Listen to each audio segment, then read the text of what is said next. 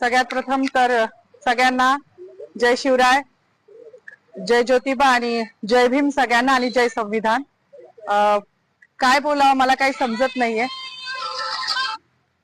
पण आज संविधान दिवस आहे हे सगळ्यांना माहिती आहे।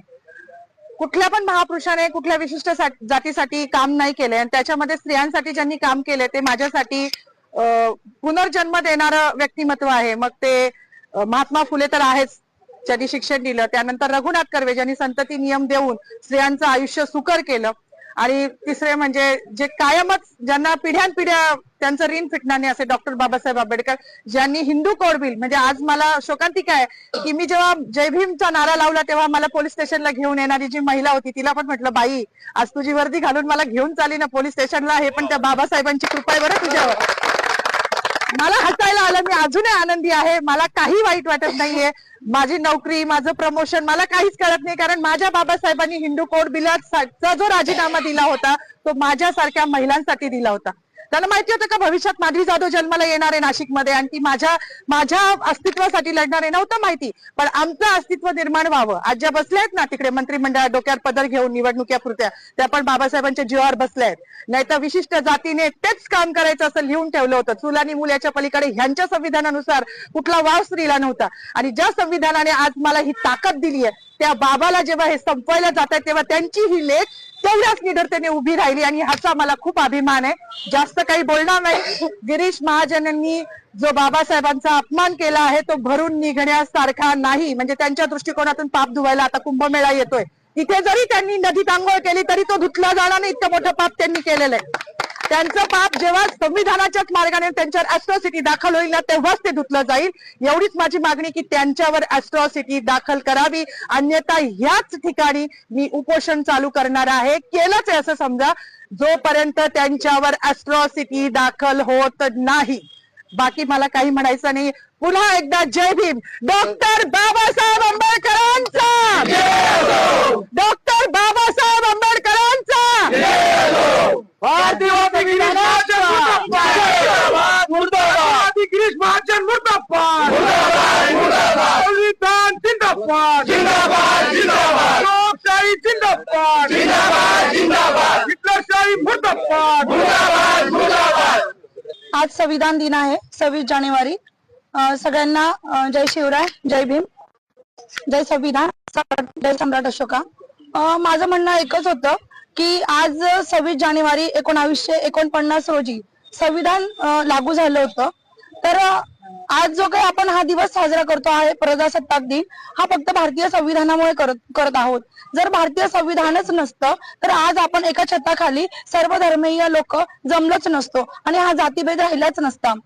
तर माझं एकच म्हणणं होतं की गिरीश महाजन यांनी, मंत्री महोदयांनी शिवाजी महाराजांचा जयघोष केला, संभाजी महाराजांचा जयघोष केला, मग बाबासाहेबांचा असा काय गुन्हा होता का बाबासाहेबांना का असं मुद्दामून डावललं जातंय की हा असं, हे खूप म्हणजे त्यांनी असं करायला नको होतं। म्हणजे परेड चालू होती ग्राउंडवर आणि परेड चालू असताना जेव्हा घोषणा दिल्या गेल्या की छत्रपती शिवाजी महाराजांची जय घातली गेली, परत संभाजी महाराजांचं नाव घेतलं गेलं, आता बाबासाहेब त्यांची घोषणा केली जाईल, पण तसं झालंच नाही। असं रक्त उफाळून येत होतं, परंतु एक जाण्याची वाट बघत होतो की कधी आपली परेड सुटेल आणि मंत्री महोदयांना आपण त्यांना हा जाब विचारू किंवा त्यांनी असं का केलं आपण विचारू। म्हणजे आमच्या मॅडम तिथवर पोहोचल्या, त्यांची धावपळ होती, त्यांच्या पाठीमागे मी पण गेली की त्यांना माईक मिळावा आणि त्यांनी हे त्यांना सांगावं की का झालं असं, की बाबासाहेबांचं नाव का घेतलं गेलं नाही। तर मला एकच सांगायचं आहे सर्व जनतेला की ज्या संविधानामुळे आपण आहोत त्या संविधानाचे आपण सगळे रक्षक आहोत। तुम्ही मानलं अगर नाही मानलं तरी सुद्धा हा देश भारतीय संविधानावरच चालणार आहे। आम्हाला मनुस्मृती नको आहे, आम्हाला फक्त संविधान हवं आहे आणि लोकशाही हवी आहे। लोकशाही वाचवण्यासाठी आम्हाला जे करता येईल आम्ही ते करू। आज आमच्या माधवीताई आणि सौकुर मॅडम यांनी नाशिक येथे गिरीश महाजन यांचं ज्यावेळेस भाषण चालू होतं त्या भाषणामध्ये डॉक्टर बाबासाहेब आंबेडकरांचं नाव न घेतल्या कारणानं जो संतप्त सवाल व्यक्त केलेला आहे, त्यांच्या या भूमिकेशी वंचित बहुजन आघाडी ठामपणे उभी आहे। सुरुवातीपासूनच आम्ही त्यांना सांगितलं होतं की तुमची जी काही भूमिका असेल, तुमच्या अभिव्यक्ती स्वातंत्र्याचं हनन होणार नाही, तुमच्या अभिव्यक्ती स्वातंत्र्याला संरक्षण दिलं जाईल आणि तुमच्या पाठीमागे वंचित बहुजन आघाडी ठामपणे उभी राहील. या संपूर्ण घटनेमध्ये आतापर्यंत सरकारवाडा पोलीस स्टेशनला त्यांना बसवण्यात आलं होतं. का बसवण्यात आलं होतं, कुठल्या ऍक्ट खाली बसवण्यात आलं होतं, त्याचा संदर्भ काय आहे, त्यांच्या अंगावरती वर्दी आहे, त्या सुद्धा या देशाच्या या महाराष्ट्राच्या कर्मचारी आहेत, सरकारच्या कर्मचारी आहेत. आणि कर्मचाऱ्यांसोबत असं वागणं याचं नेमकं फलित काय आहे, याचा विचार काय आहे, हे सुद्धा आम्ही या प्रशासनाला विचारतोय. आणि मंत्री गिरीश महाजन यांनी डॉक्टर बाबासाहेब आंबेडकरांचं नाव न घेता जी RSS ची मानसिकता, भारतीय जनता पार्टीची मानसिकता उघड मांडलेली आहे, या मानसिकतेच्या विरोधात हा देश आहे. हा देश डॉक्टर बाबासाहेब आंबेडकरांच्या संविधानानं चालतो. तुम्ही EVM मॅनेज करून सत्ता हस्तगत करू शकता, परंतु लोकांची मनं हस्तगत करू शकत नाही. आणि हा रोष तुम्हाला रस्त्यावरती, हा रोष तुम्हाला आंदोलनात, हा रोष तुम्हाला तुमच्या भाषणांच्या वेळी असाच दिसला जाईल. आणि गिरीश महाजन यांना ओपन चॅलेंज आहे, तुम्ही नाशिकचे पालकमंत्री नाही आहात, तुम्ही त्या आविर्भावामध्ये राहू नका.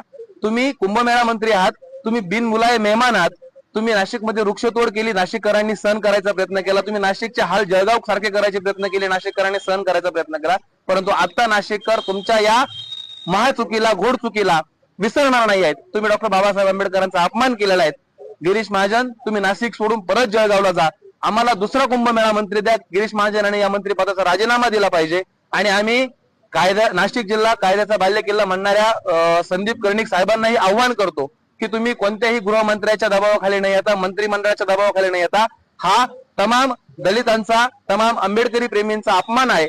या अपमानाच्या ऍक्ट नुसार तुम्ही अनुसूचित जाती जमाती प्रतिबंध कायद्याच्या अनुसार गिरीश महाजनवरती गुन्हा दाखल केला पाहिजे.